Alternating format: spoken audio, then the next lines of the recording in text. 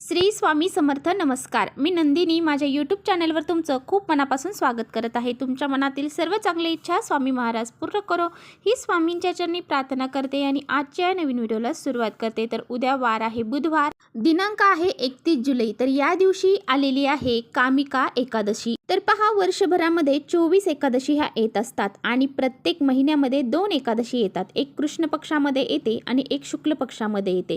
तर आता नुकतीच आपली आषाढी एकादशी झालेली आहे, म्हणजेच देवशयनी एकादशीच्या नंतर कामिका एकादशी हे व्रत केले जाते. तर प्रत्येक एकादशीचं महत्त्व हे वेगवेगळं असतं. कामिका एकादशी ही भगवान विष्णू यांच्या उपासनेला समर्पित आहे आणि भक्त ती मोठ्या उत्साहाने साजरी करतात. यंदा ही एकादशी 31 जुलै रोजी साजरी केली जाणार आहे. दरवर्षी श्रावण महिन्यातील कृष्ण पक्षाच्या 11व्या दिवशी हा उत्सव साजरा केला जातो. हिंदू कॅलेंडरनुसार यंदा ही एकादशी 31 जुलै रोजी साजरी केली जाणार आहे. वैदिक दिनदर्शिकेनुसार कृष्ण पक्षातील एकादशी तिथी ही 30 जुलै रोजी दुपारी 4:44 वाजता सुरू होईल आणि 31 जुलै रोजी दुपारी 3:55 वाजता समाप्त होईल.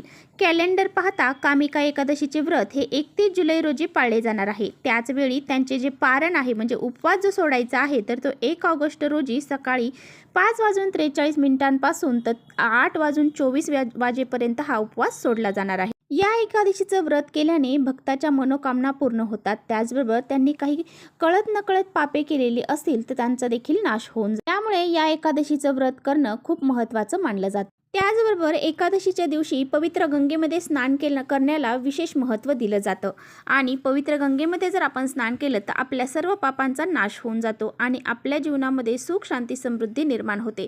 आता प्रत्येकालाच पवित्र गंगेमध्ये जाऊन स्नान करणं शक्य होत नाही, त्यामुळे त्यांनी आंघोळीच्या पाण्यामध्ये काही वस्तू टाकून आंघोळ जर केली तर या पवित्र गंगेमध्ये स्नान केल्या इतकं पुण्य आपल्याला प्राप्त होतं.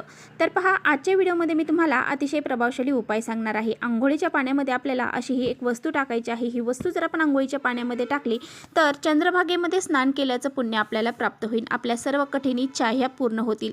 7 पिढ्यांचं दारिद्र्य आपलं नष्ट होऊन जाईल. अत्यंत प्रभावशाली उपाय आहे. हा उपाय जर आपण केला तर आपल्या जीवनामध्ये सर्व सुख शांती समृद्धी ऐश्वर निर्माण होईल. आणि असा हा उपाय कसा करायचा आहे याबद्दलच आजच्या व्हिडिओमध्ये आपण जाणून घेणार आहोत. त्यामुळे तुम्ही कुठेही व्हिडिओ स्किप न करता शेवटपर्यंत नक्की बघा, जेणेकरून तुमच्यापर्यंत योग्य ती माहिती पोहोचेल. आपल्या चॅनलवर जर नवीन असाल तर चॅनलला लगेच सबस्क्राईब करा आणि असेच माहितीपूर्ण व्हिडिओ पाहण्यासाठी बेल आयकॉनलाही प्रेस करा, म्हणजे मी जेव्हा नवीन व्हिडिओ अपलोड करेन त्याचं नोटिफिकेशन सर्वात अगोदर तुम्हाला भेटेल आणि तुम्ही एकही व्हिडिओ मिस करणार नाही. त्याचबरोबर कमेंट्समध्ये ओम नमो भगवते वासुदेवाय नमः हे लिहायला सुद्धा विसरू नका.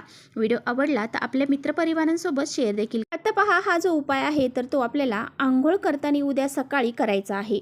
ज्यावेळेस आपण आंघोळीचं पाणी काढणार आहोत त्यावेळेस आपल्याला हा उपाय करायचा आहे. आंघोळीच्या पाण्यामध्ये आपल्याला ह्या ज्या काही मी वस्तू सांगणार आहे तर त्या टाकायच्या आहेत. तर हे स्नान आपल्याला का करायचं आहे तर आपल्याला जर काही दोष लागलेले असतील, काही नकारात्मकता आपल्याला जाणवत असेल, असे काही दोष शत्रुबाधा जर आपल्याला लागलेली असेल तर आपल्याला कोणत्याही गोष्टीमध्ये मन लागत नाही. म्हणजे आपण कोणतेही कष्ट मेहनत करून जी काही प्रयत्न करतो त्यामध्ये आपल्याला यश प्राप्त होत नाही. म्हणजे आपण खूप सारे कष्ट करतो आहेत, मेहनत करत आहोत, परंतु आपल्या ज्या काही इच्छा आहेत तर त्या अपूर्णच राहत आहेत, त्या पूर्ण होत नाही आहे. कोणतंही काम करायला गेलं की त्यामध्ये आपल्याला यश प्राप्त होत नाही आहे. त्याचबरोबर तुमच्या मनामध्ये कितीही कठीणातील कठीण इच्छा असू द्या, ती 100% पूर्ण झाल्याशिवाय राहणार नाही. त्याचबरोबर तुमच्या हातून काही वाईट कर्म घडलेले असेल, तुम्ही काही कळत नकळत काही पापं केलेली असतील आणि त्या पापांपासून तुम्हाला मुक्ती हवी असेल तर तुम्ही हा जो उपाय आहे तर तो नक्की करा. त्याचबरोबर हा उपाय केल्याने तुमच्या आर्थिक समस्या देखील दूर होतील. बऱ्याच वेळा काय होतं, आपण आपल्याकडे पैसा येत नाही आणि पैसा जरी आला तर तो टिकून राहत नाही. कोणत्या ना कोणत्या मार्गाने घरातून तो निघून जातो. घरामध्ये सतत आजारपण निर्माण होतं. तर पहा, या दिवशी आपल्याला सकाळी ब्रह्ममुहूर्तावर उठायचं आहे आणि ज्यांना शक्य असेल त्यांनी पवित्र गंगेमध्ये जाऊन स्नान करावे. कारण या दिवशी पवित्र गंगेमध्ये जर जाऊन स्नान केलं तर आपल्या सर्व पापांचा नाश होऊन जातो. ज्यांच्या काही अडीअडचणी असतील तर त्यांनी पवित्र गंगेमध्ये जाऊन स्नान करावं. नाही शक्य झालं तर तुम्ही ह्या वस्तू आंघोळीच्या पाण्यामध्ये टाकाव्यात. तर पहा, जर तुमच्याकडे पाऊस येणार असेल किंवा पाऊस आलेला असेल तर त्याचं पाणी तुम्हाला धरून ठेवायचं आहे.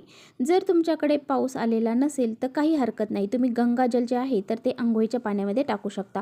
परंतु या दिवशी जर पाऊस आला तर पावसाचं पाणी हे तुम्हाला अंघोळीच्या पाण्यामध्ये टाकायचं आहे. पावसाचं पाणी जर आपण अंघोळीच्या पाण्यामध्ये टाकले तर चंद्रभागेमध्ये स्नान केल्या इतके पुण्य आपल्याला प्राप्त होते. जर तुम्हाला पावसाचं पाणी भेटलं नाही तर तुम्हाला थोडंसं गंगाजल आहे तर ते अंघोळीच्या पाण्यामध्ये टाकायचं आहे. यानंतर सर्वात महत्त्वाची वस्तू जी आहे ती म्हणजे कच्चं दूध. आता कच्चं दूध आपल्याला थोडंसं अंघोळीच्या पाण्यामध्ये टाकायचं आहे.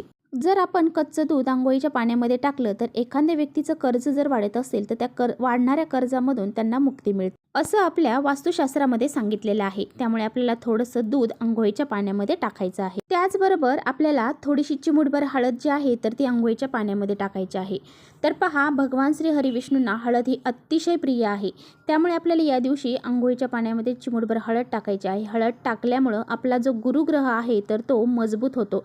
आपले जे ग्रहदोष आहेत तर ते दूर होऊन जातात. गुरुग्रह जर आपला मजबूत झाला तर आपल्याला पैशांच्या ज्या समस्या आहेत त्या दूर होऊन जातात आणि आपल्याला जे काही काम आपण करायला जातो त्यामध्ये आपल्याला यश प्राप्त होते. आपली जी काही दारिद्र्य आहे, गरिबी आहे ती दूर होऊन जाते आणि आपल्या इच्छित मनोकामना ह्या पूर्ण होतात. त्याचबरोबर आपल्याला एक तुळशीचं पान देखील यामध्ये टाकायचं आहे. आता हे तुळशीचं पान उद्या आपल्याला तोडायचं नाही, ते आपल्याला आदल्या दिवशी म्हणजे आजच आपल्याला हे तुळशीचे पत्र तोडून ठेवायचं आहे. या दिवशी तुळशी पानांना खूप महत्त्व दिलं जातं. भगवान श्री हरिविष्णूंना तुळस अर्पण केल्याशिवाय त्यांची पूजा ही पूर्ण होत नाही. नैवेद्यामध्ये देखील तुळशीपत्र ठेवल्याशिवाय ते नैवेद्य ग्रहण करत नाही. इतकं महत्त्व या तुळशीला आहे. तुळस ही भगवान श्री हरिविष्णूंची विष्णुप्रिया आहे. तर आपण अंघोळीच्या पाण्यात तुळशीचं पान टाकलं तर माता लक्ष्मीची कृपा आपल्यावरती राहील. कारण तुळशीला माता लक्ष्मीचं प्रतीक मानलं जातं आणि माता लक्ष्मीचं प्रतीक मानल्यामुळं भगवान श्री हरिविष्णूंना ती अतिशय प्रिय आहे. अशा पद्धतीने ह्या सर्व वस्तू टाकून तुम्हाला आंघोळ ही करायची आहे. तर आंघोळ करत असताना सुद्धा आपल्याला साबणाचा वापर करायचा नाही. एकादशीच्या दिवशी अंगाला साबण लावला जात नाही, शॅम्पू लावला जात नाही. त्यामुळे या दिवशी आपल्याला साबण लावणं टाळायचं आहे. आंघोळीचं पाणी घेताना आपल्याला पहिला मग भरून घ्यायचा आहे, उजव्या खांद्यावरती टाकायचा आहे, त्यानंतर डाव्या खांद्यावरती टाकून तिसरा मग हा आपल्याला डोक्यावरती टाकायचा आहे. अशा पद्धतीने आपल्याला आंघोळ ही करायची आहे. डायरेक्ट गुडघ्यावर किंवा डायरेक्ट डोक्यावर पाणी आपल्याला टाकायचं नाही. अशा पद्धतीने जर आपण स्नान केलं तर आपल्याला आंघोळीचे काही दोष आहेत तर ते लागत नाही आणि आपला जो काही उपाय आहे तर तो सुद्धा यशस्वी ठरतो. अशा पद्धतीने आपल्याला आंघोळ ही करायची आहे. तर चला इथेच थांबवते माझा व्हिडिओ तुम्हाला थोडा जरी आवडला असेल तर नक्की लाईक करा. चॅनलवर नवीन असाल तर चॅनलला सबस्क्राईब करा. परत भेटूया अशाच छानशा व्हिडिओसोबत. तोपर्यंत श्री स्वामी समर्थ.